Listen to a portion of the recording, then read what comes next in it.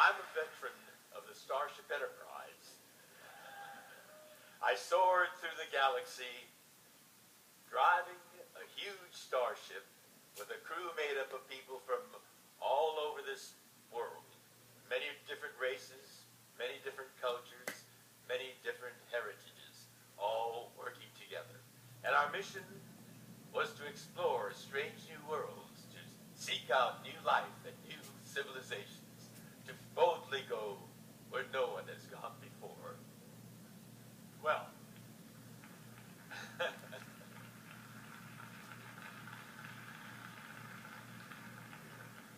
I am the grandson of immigrants from Japan who went to America, boldly going to a strange new world, seeking new opportunities. My mother was born in Sacramento, California. My father was a San Franciscan.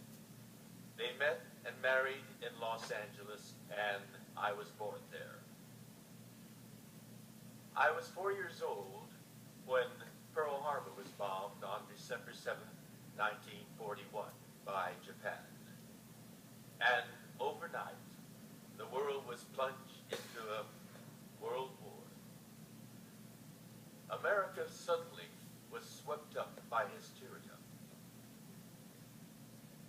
Japanese Americans, American citizens of Japanese ancestry, were looked on with suspicion and fear and with outright hatred, simply because we happened to look like the people that bombed Pearl Harbor.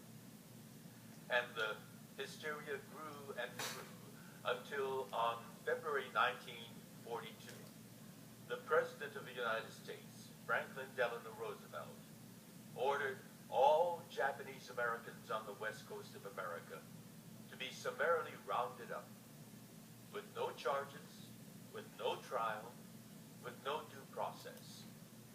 Due process is the core pillar of our justice system. That all disappeared.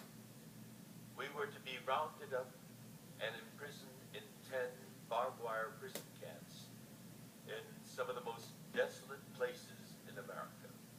The blistering hot desert of Arizona, the sultry swamps of Arkansas, the wastelands of Wyoming, Idaho, Utah, Colorado, and 2 of the most desolate places in California. On April 20th, I celebrated my 5th birthday.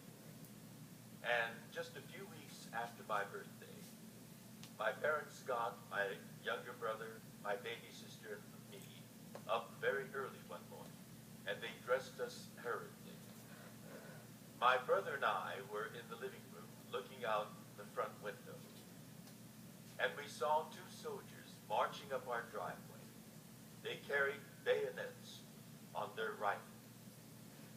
They stomped up the front porch and banged on the door.